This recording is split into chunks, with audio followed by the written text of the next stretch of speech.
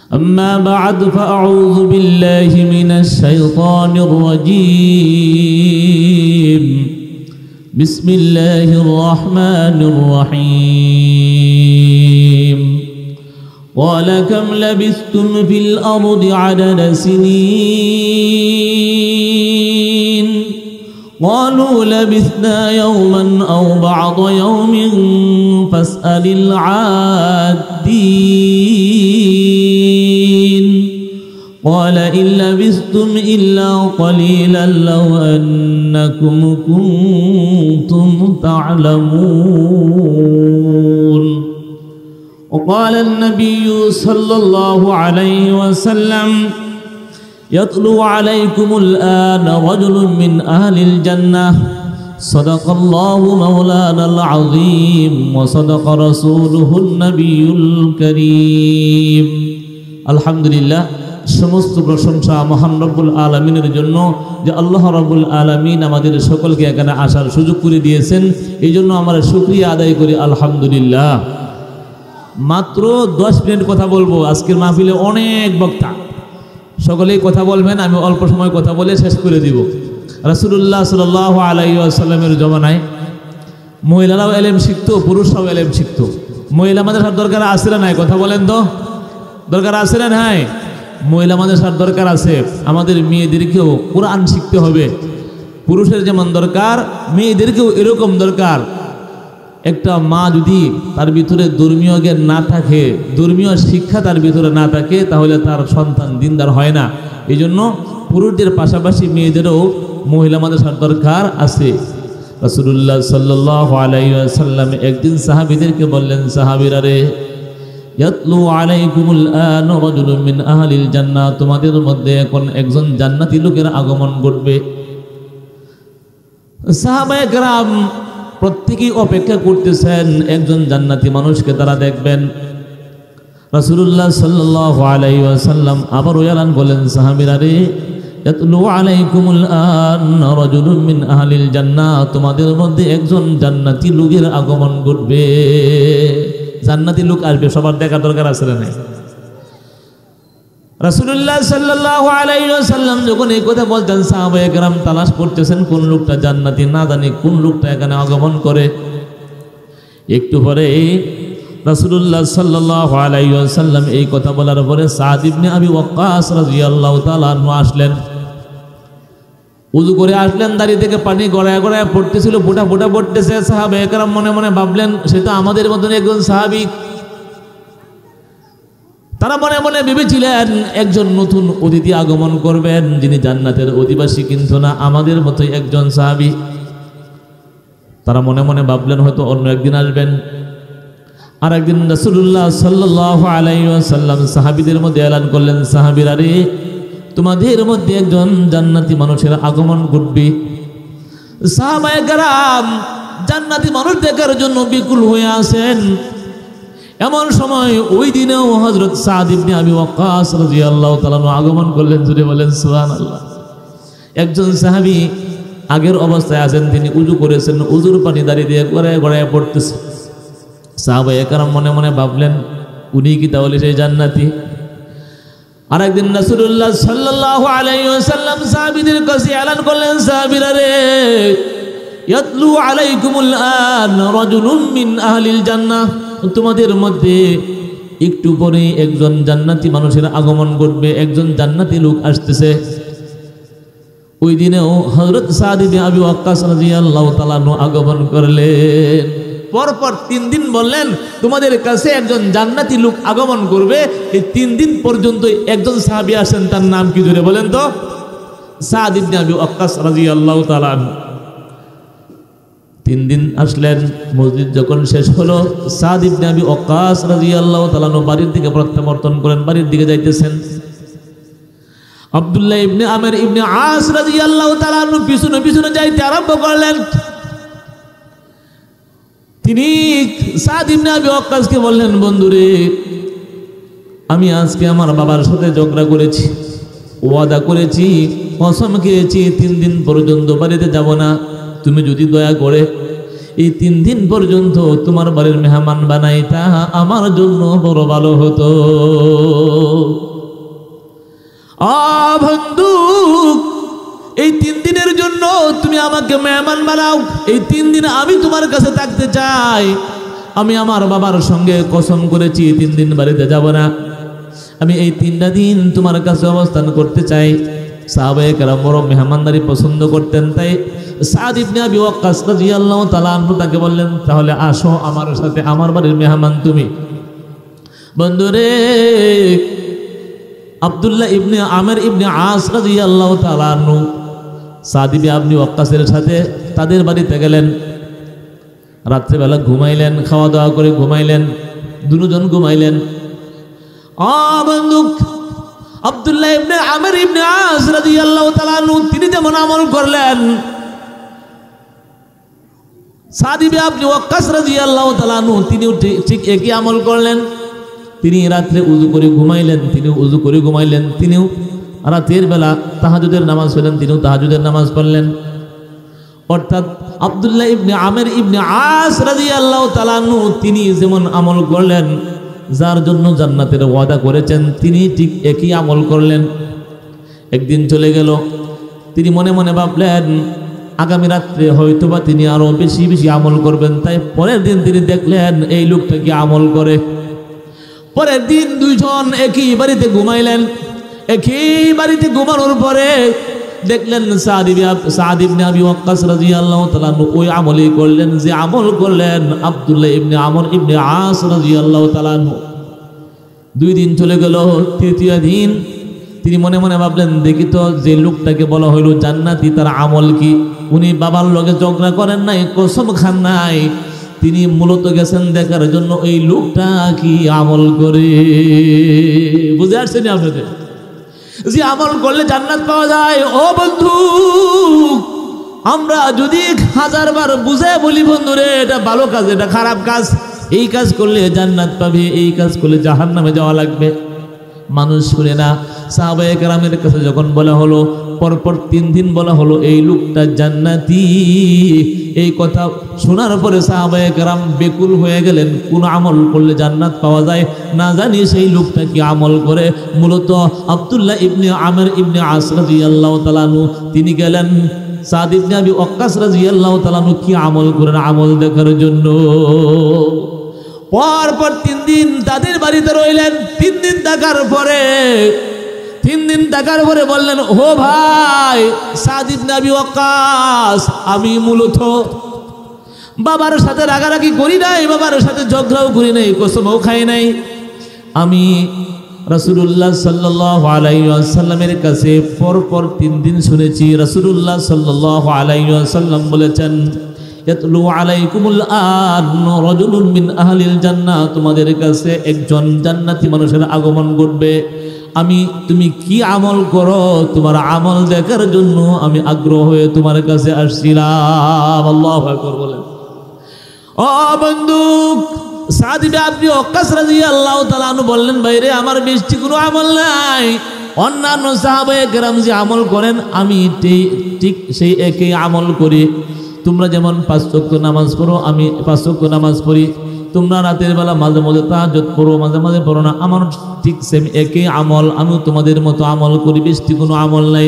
তোমরা কোরআনে কারীমের তেলাওয়াত করো, আমিও কোরআনে কারীমের তেলাওয়াত করি, বেশি কোনো আমল নাই। আমার আমল হলো একটাই, আমি রাতের বেলা যখন ঘুমাইতে যাই উযু করে ঘুমাই এবং দুনিয়ার সমস্ত মানুষকে আমি মাফ করে দিই। ও বন্ধু, ওই ব্যক্তি বলতেছে, সাদ ইবনে আবি ওয়াক্কাস রাদিয়াল্লাহু তাআলা আনহু বললেন, আমার একটা মাত্র গুণ, রাতের বেলা যখন ঘুমাই, ঘুমানোর আগে যারা আমাকে কষ্ট দিয়েছে, যারা আমার উপর জুলুম করেছে, সকল মানুষকে আমি ক্ষমা করে দেই, সকল মানুষকে আমি মাফ করে দেই। এই গুণ ছাড়া ভিন্ন কোনো গুণ আমার ভিতরে নাই। হযরত আব্দুল্লাহ ইবনে আমর ইবনে আস রাদিয়াল্লাহু তাআলা আনহু তিনি বললেন, বন্ধুরে এটাই সবচেয়ে বড় গুণ।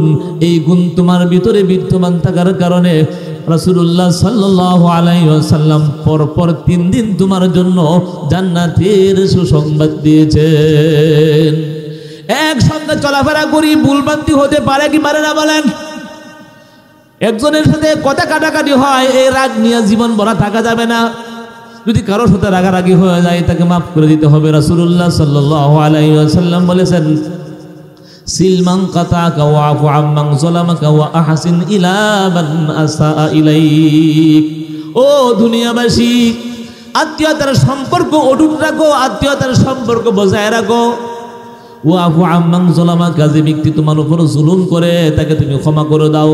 ও আহসিন ইলা মান আসা ইলাইক, আর যে ব্যক্তি তোমার সঙ্গে খারাপ আচরণ করে তুমি তার সঙ্গে খারাপ আচরণ করিও না, তুমি তার সঙ্গে ভালো আচরণ করবি। এটা হলো রাসূলের আদর্শ। রাসূলুল্লাহ সাল্লাল্লাহু আলাইহি ওয়াসাল্লাম আমাদেরকে এই আদর্শ শিখিয়েছেন, আমরা যেন মানুষের সাথে ভালো ব্যবহার করি। রাসূলুল্লাহ সাল্লাল্লাহু আলাইহি ওয়াসাল্লাম বারবার বলেছেন মানুষকে মাফ করে দাও, মানুষকে মাফ করে দাও। আর এই ক্ষমার গুণ তার ভিতরে বিদ্যমান থাকার কারণে আল্লাহ রাব্বুল আলামিন তার জন্য জান্নাতের ঘোষণা করেছেন।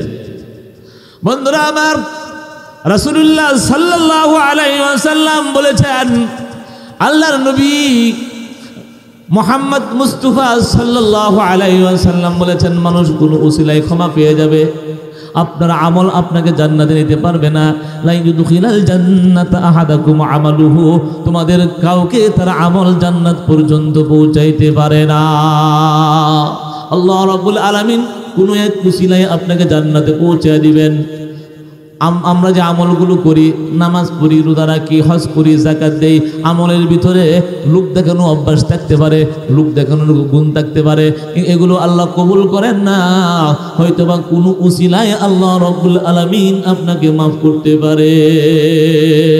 যাদেরকে আল্লাহ রাব্বুল আলামিন মেয়ে সন্তান দান করছেন, মাদ্রাসায় ভর্তি করবেন, যদি মেয়েদেরকে মাদ্রাসায় ভর্তি না করেন তারা দিন শিখবে কোত্থেকে? এক সাহাবী নবীজির কাছে আসছেন, আসিয়া বলছেন, ইয়া রাসূলুল্লাহ, আমার ছেলে আমার কথা মানে না, আমাকে ভরণ পোষণ দেয় না। উমরের কাছে আসছেন, আসিয়া বলছেন, ইয়া আমিরুল মুমিনিন, আমার ছেলে আমার কথা মানে না, আমাকে ভরণ পোষণ দেয় না। উমর ফারুক রাদিয়াল্লাহু তাআলা আনহু ওই লোকটাকে বললেন, তোমার ছেলেকে আমার কাছে নিয়ে আসো, তাকে কিছু বুঝাইয়া দেয়। ওই লোকটা খুশি হয়ে বাড়িতে গেছে তার ছেলেকে নিয়ে আসার জন্য। তিনি যখন তার ছেলেকে নিয়ে আসলেন, ছেলে তাকে প্রশ্ন করলো, ইয়া আমিরুল মুমিনিন, আপনি তো আমাকে বুঝাইলেন আমি যেন আমার পিতা মাতার হক আদায় করি, তা আমার পিতা মাতার কোনো দায়িত্ব নাই? ওনারা কি আমাদের কোনো দায়িত্ব নাই যে আমি তার সন্তান, কোনো দায়িত্ব তার কাছে নাই? উমর ফারুক রাদিয়াল্লাহু তাআলা বললেন, তোমার আব্বার 5টা হক আছে। কয়টা হক আছে বলেন তো? তোমার আব্বার 5টা হক। একটা সন্তান দিনদার হওয়ার জন্য, একটা মেয়ে দিনদার হওয়ার জন্য পিতা মাতার 5টা দায়িত্ব আছে। 1 নম্বরের দায়িত্ব হলো, ও যুবক ভাই, বিবাহ করার আগে এমন একটা মেয়ে তালাশ করবেন যে মেয়েটা মাদ্রাসায় পড়ালেখা করেছে, এমন একটা মেয়ে তালাশ করবেন যে মেয়েটা কোরআন শিখেছে, এমন একটা মেয়ে তালাশ করবেন যে মেয়েটা হাদিস পড়েছে। আর মেয়ে মানুষও বিবাহের আগে যে সমস্ত মেয়ের যুবতী আল্লাহর কাছে দোয়া করবে, আল্লাহ এই পৃথিবীতে চিরকাল থাকবো না, আল্লাহ আমার জন্য একজন দিনদার পাত্রের ব্যবস্থা করে দিও। এক জায়গা থেকে প্রস্তাব আসলো, বিয়া দিয়া দিল, এরকম না। মেয়েও যেন তালাশ করে তার আব্বাকে বলবে, আব্বা আমার স্বামী যেন নামাজি হয়, আমার স্বামী যেন কোরআন পড়নেওয়ালা হয়, আমার স্বামী যেন আলেম হয়। যদি কোনো মেয়ে এই পরিকল্পনা করে, এই দোয়া করে, বাপ মাকে জানায় রাখে, আমি কিন্তু আলেম ছাড়া বিবাহ বসবো না, আমি কিন্তু কোরআনওয়ালা যার ভিতরে কোরআন আছে এরকম লোক ছাড়া বিবাহ বসবো না, তা বাপ মাও চিন্তা করবে এই মেয়েটাকে একটা ভালো জায়গায় বিবাহ দেওয়ার জন্য। ঠিক না বেঠিক কথা বলেন? এই জন্য মেয়ে এবং ছেলে বিবাহের আগে উভয়ের দায়িত্ব হলো, ছেলে এবং মেয়ে উভয়ের দায়িত্ব হলো, ছেলেও একটা ভালো মেয়ে দেখবে, মেয়েও একটা ভালো জামাই দেখবে। বন্ধু, 2 নম্বর গুণ, যখন একটা ভালো ছেলের সাথে ভালো মেয়ের বিবাহ হয়ে গেল, রাসূলুল্লাহ সাল্লাল্লাহু আলাইহি ওয়াসাল্লাম বলেন, যখন তাদের ঘর থেকে নেক কোনো সন্তান জন্মগ্রহণ করবে, ফালিয়ুহসিন ইসমাহু, সে যেন ইসলামী একটা সুন্দর নাম রাখে। 1 নম্বর ভালো করে মনে রাখবেন, 1 নম্বর দায়িত্ব হইল ছেলে দেখবে একটা ভালো বউ, মেয়ে দেখবে একটা ভালো জামাই। এদের বিবাহ হওয়ার পরে যখন তাদের ঘর থেকে সন্তান জন্মগ্রহণ করবে, তখন তাদের একটা ইসলামী ভালো নাম রাখবে। আমরা বর্তমান জমানায় নাম রাখি সেন্টু, মেন্টু, হ্যাঁ, আকাশ, বাতাস। এটা কি মুসলমানের নাম না হিন্দুর নাম? কিছুই বোঝা যায় না। নাম রাখছে জন্টু। জন্টু কি মুসলমানের নাম না খ্রিস্টানের নাম? কিছু বোঝা যায় না। নাম রাখছে আকাশ। নাম রাখছে বাতাস, নাম রাখছে বাদল। এরা মুসলমানের নামও হতে পারে, হিন্দু মানুষের নামও হতে পারে। এই জন্য রাসূলুল্লাহ সাল্লাল্লাহু আলাইহি ওয়াসাল্লাম বলেছেন, তোমরা তোমাদের সন্তানদের ইসলামী নাম রাখবে, ভালো ভালো নাম রাখবে, কারণ হাসরের ময়দানে আল্লাহ রাব্বুল আলামিন তোমাদের বাবার নাম সহ তোমাদেরকে ডাকবেন। যদি বলে জন্টুর পিতা আকাশ কই, কেমন হবে? আর যদি বলে মোহাম্মদ ইবনে আব্দুল্লাহ কোথায়, নামটা কত সুন্দর। এক নম্বর দায়িত্ব হলো ভালো বউয়ের ব্যবস্থা করতে হবে, যার ভিতরে কোরআন আছে। ভালো বউ পাইতে হইলে মহিলা মাদ্রাসার দরকার আছে না নাই? 2 নম্বর হলো যখন তাদের ঘর থেকে সন্তান জন্মগ্রহণ করে, সন্তান জন্মগ্রহণ করার পরে তাদের জন্য ইসলামী নাম সাব্যস্ত করতে হবে।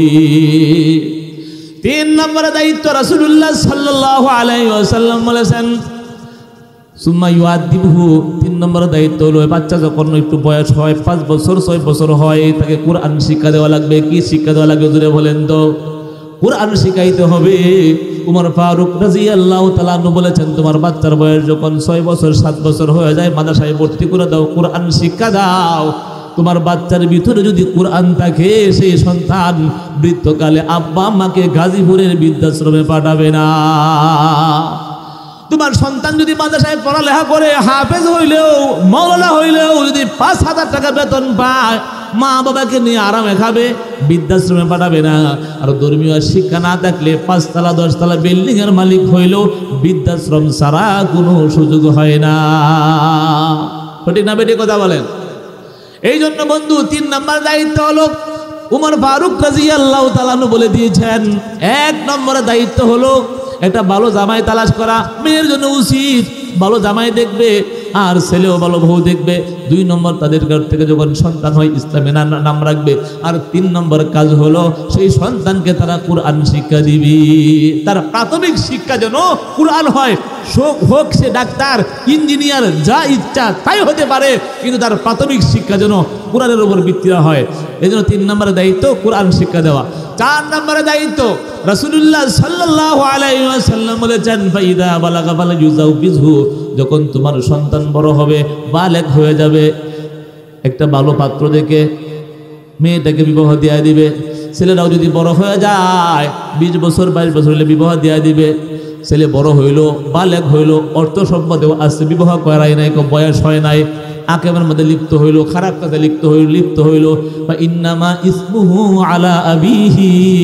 সন্তান বালেগ হওয়ার পরে বাবা মা যদি বিবাহ না করায়, রাসূলুল্লাহ সাল্লাল্লাহু আলাইহি ওয়াসাল্লাম বলেছেন এই গুনাহ তার আব্বা আম্মারও হবে। সন্তান একা গুনাহগার হবে এরকম না, তার আব্বা আম্মা সহ সকলেই গুনাহগার হবে। 5 নম্বর দায়িত্ব রাসূলুল্লাহ সাল্লাল্লাহু আলাইহি ওয়াসাল্লাম বলেছেন, 5 নম্বর দায়িত্ব হলো ইন্নাকা আনতাদরা ওয়ারাসাতাকা আগনিয়া খায়রুল লাকা মিন আনতাদরাহুম আলাতান ইয়াতাকাফফুনান নাস। অনেকেরই অর্থ সম্পদ আছে, জায়গা জমি আছে, অনেকেই বিক্রি করে শেষ করে দেয়, অনেকেই জুয়া খেলা শেষ করে দেয়, অনেকেই বাড়ি ঘর সহ দান করে দেয়। এরকম না, তার অর্থ সম্পদ আল্লাহ দিয়েছেন, এখান থেকে কিছু অর্থ সম্পদে রেখে যাবেন, সন্তান যেন বড় হইলে এগুলো আল্লাহর রাস্তায় খরচ করতে পারে।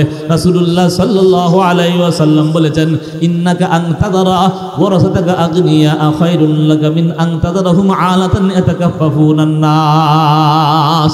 তোমার সন্তান বড় হলে মানুষের দরে দরে যেন হাত পাততে না হয়, ভিক্ষা করতে না হয়, এরকম মানা যায় না। যার সম্পদ আছে, কিছু সম্পদ রেখে যাবে, তারা যেন স্বাচ্ছন্দ্যে চলতে পারে। আপনি না থাকে তো ভিন্ন কথা, থাকলে রেখে যাবেন। আল্লাহ আমাদের সকলকে কথাগুলোর উপর বুঝার, আমল করার তৌফিক দান করুন। ও আখিরি দাওয়ানা আলহামদুলিল্লাহ।